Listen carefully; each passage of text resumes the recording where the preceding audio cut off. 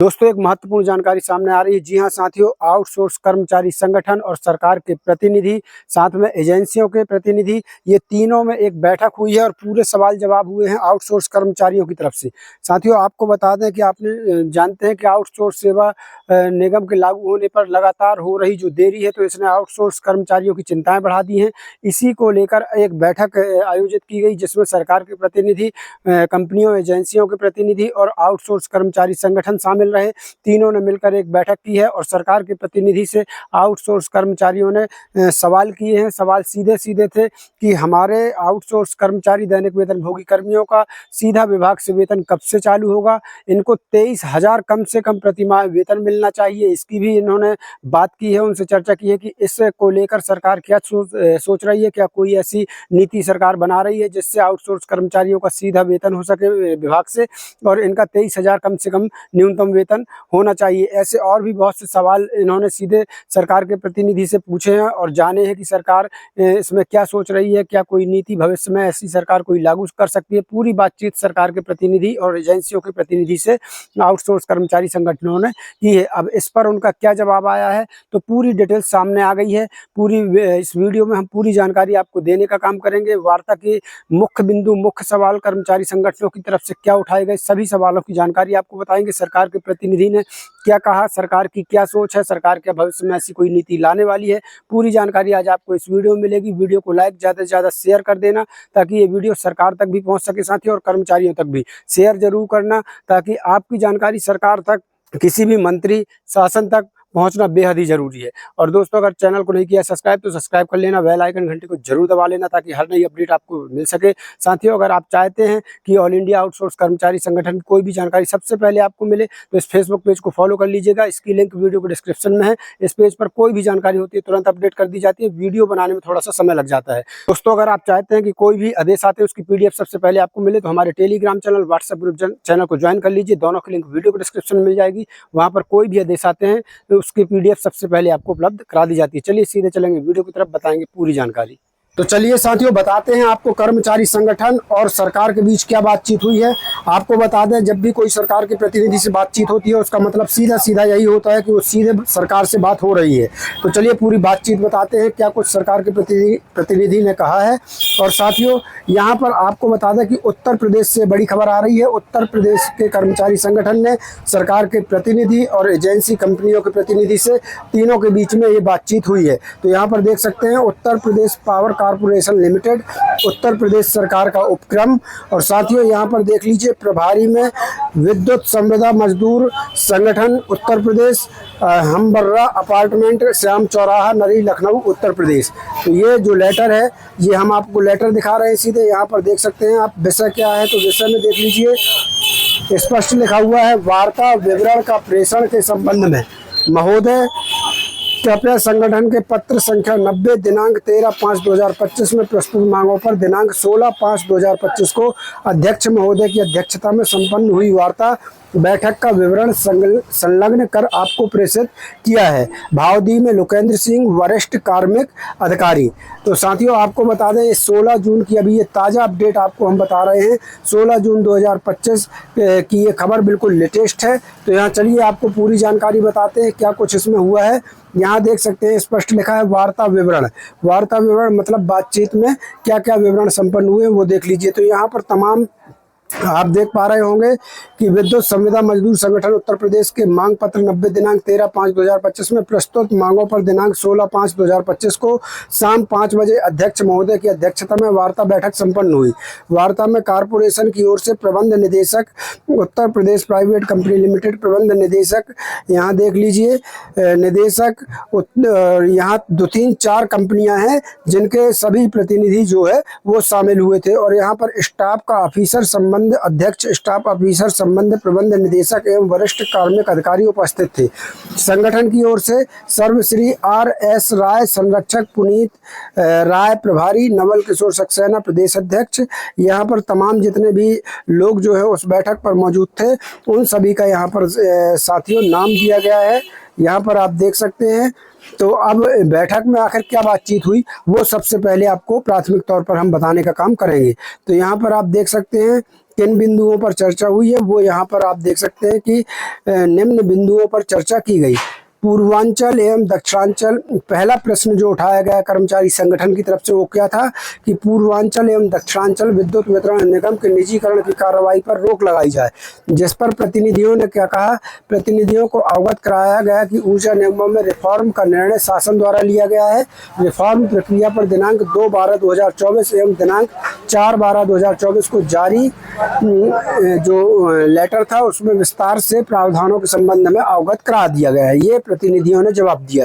दूसरा कर्मचारी संगठन की तरफ से क्या क्वेश्चन उठाया गया, माननीय मुख्यमंत्री जी द्वारा विधानसभा में आउटसोर्स कर्मियों के बारे में की गई घोषणाओं के संबंध में संविदा कर्मियों की निम्नलिखित मांगे प्रेषित हैं। पहली मांग क्या है आउटसोर्स संविदा कर्मियों की, यहाँ देख लीजिए, श्रमिक को 22,000 रुपये एवं लाइनमैन SSO तथा कंप्यूटर ऑपरेटर को 25,000 रुपये वेतन दिया जाए। सबसे पहली मांग कर्मचारी संगठनों ने ये की। तो यहाँ पर क्या कहा प्रतिनिधि ने कि आउटसोर्स श्रमिकों को श्रमायुक्त उत्तर प्रदेश द्वारा निर्धारित न्यूनतम मजदूरी प्रदान करने के आदेश विद्यमान है। तो यहाँ पर प्रतिनिधि के द्वारा कहा गया है कि आउटसोर्स कर्मचारियों को श्रमायुक्त उत्तर प्रदेश द्वारा निर्धारित न्यूनतम मजदूरी प्रदान करने के जो आदेश है वो पहले से ही है।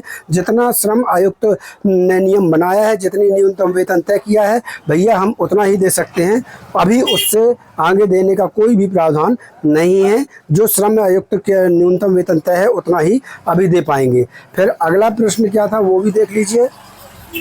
अगला था साथियों आउटसोर्स कर्मचारी संविदा कर्मचारियों के द्वारा उठाया गया प्रश्न था कि संविदा कर्मियों को विभाग द्वारा सीधे भुगतान किया जाए।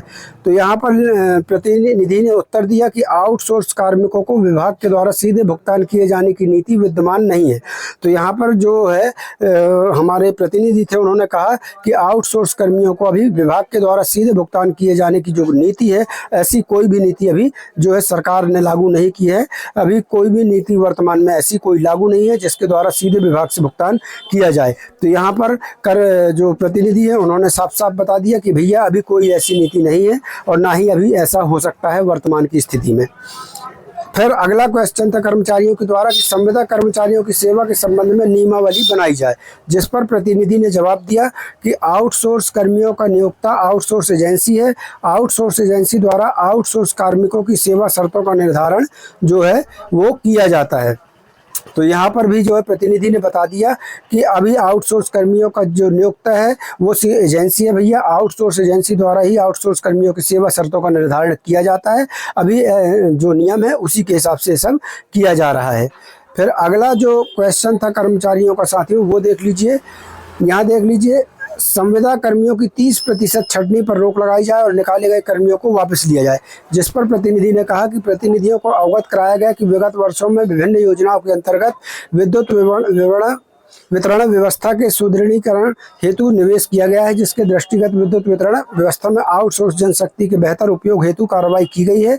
इस संबंध में जो है प्रबंध निदेशक दक्षिणांचल, यहाँ देख लीजिए, दक्षिणांचल आगरा की अध्यक्षता में समिति का गठन किया गया है। संगठन उक्त समिति को अपने सुझाव प्रस्तुत कर सकता है। फिर यहाँ देख लीजिए, अगला है संविदा कर्मियों की सेवानिवृत्ति आयु 55 से बढ़ाकर 60 वर्ष की जाए। तो उक्त मांग पर प्रतिनिधि ने कहा है कि उक्त मांग पर विचार किया जाना संभव नहीं है, पूर्व में समझौते के क्रम में ही आयु सीमा तय की गई है। फिर अगला क्वेश्चन जो उठाया गया कर्मचारियों के द्वारा कि घायल संविदा कर्मियों के उपचार हेतु कैशलेस चिकित्सा सुविधा उपलब्ध कराई जाए। इस पर प्रतिनिधि ने बताया कि आउटसोर्स कर्मियों को विभागीय कार्य करते समय दुर्घटना में घायल होने पर यहाँ द्वारा अधिकृत चिकित्सालयों में कैशलेस सुविधा अनुमन्य है। इस संबंध में कॉर्पोरेशन के आदेश संख्या दिनांक 21/8/2024 द्वारा विस्तृत दिशा निर्देश जारी किए जा चुके हैं। तो यहाँ पर साथियों देख लीजिए, अगला था कर्मचारियों के द्वारा क्वेश्चन की राजस्व में निर्धारित लक्ष्य को प्राप्त करने के लिए सब स्टेशनों को निर्धारित प्रोत्साहन राशि का भुगतान किया जाए। तो वहाँ पर उन्होंने कहा कि उक्त मांग के संबंध में कामों को शीघ्र कार्रवाई हेतु अनुस्मारक पत्र प्रेषित करने के निर्देश दे दिए गए हैं। तो इस प्रकार से साथियों ये जो है क्वेश्चन उठाए गए थे, हम आपको बताते हैं जो आउटसोर्स कर्मचारियों के से संबंधित क्वेश्चन थे। तो यहाँ पर 7वां देख लीजिए, आउटसोर्स कंपनी का कार्य समाप्त होने पर ईपीएफ कार्यालय को एग्जिट डेट की सूचना दी जाए। तो यहाँ पर प्रतिनिधि ने कहा कि उक्त मांग के संबंध में निर्देश दिए गए हैं, प्रकरण को निदेशक के साप्ताहिक समीक्षा बैठक में सम्मिलित कर शीघ्र निस्तारित किया जाएगा। तो यहाँ पर जो है प्रतिनिधि है जो उन्होंने कहा है कि इस मांग को बहुत जल्द ही साप्ताहिक समीक्षा बैठक में सम्मिलित करके इसका निपटारा कर दिया जाएगा। तो इस प्रकार से साथियों यहाँ पर जो है जितने क्वेश्चन आउटसोर्स कर्मचारियों से संबंधित थे वो हमने आपको दिखा दिए हैं। ये बाकी विभागों से संबंधित क्वेश्चन हैं, तो इनको आपको बताना उतना ज़रूरी नहीं है। अगर आप फिर भी जानना चाहते हैं तो इसका स्क्रीनशॉट ले सकते हैं और देख सकते हैं। तो साथियों यहाँ पर देख सकते हैं इस प्रकार से ये बहुत बड़ी खबर है, जब सरकार के प्रतिनिधि कंपनियों के प्रतिनिधियों से जो है कर्मचारी संगठनों की वार्ता हुई है। वार्ता में क्या कुछ निकला है, तो ज़्यादातर तो यही निकला है कि ज़्यादातर प्रतिनिधि ने सीधे स्पष्ट कहा है कि जो नियम पहले से बने हैं उसी के हिसाब से भी भुगतान किया जाएगा, उसी के हिसाब से आपका वेतन दिया जाएगा, उसी के हिसाब से भी कार्य होंगे। अभी सरकार की वर्तमान में ऐसी कोई नीति नहीं है जिसमें इसमें जो है बदलाव किया जा सके। और साथियों रही आउटसोर्स सेवा निगम की बात, तो वो तैयारी भी जोर शोर से चल रही है। हो सकता है जून या जुलाई में आउटसोर्स सेवा निगम लागू हो जाएगा, तो आपकी ये सभी मांगें जो है वो आउटसोर्स सेवा निगम के जरिए पूरी हो भी जाएंगी। तो चलिए दोस्तों, आपके विचार से क्या कुछ आपके विचार हैं? क्या आपको लगता है कि सरकार की जो ये वार्ता है, जो ये बातचीत है, इससे कुछ हल निकलेगा, सरकार कुछ अच्छा जो है आउटसोर्स कर्मचारियों के लिए कर सकता है? तो साथियों इस हिसाब से जो है मैंने आपको इस वीडियो में जानकारी दी है। मिलते हैं अगले वीडियो में नई जानकारी के साथ, तब तक के लिए धन्यवाद। जय भारत, जय हिंद।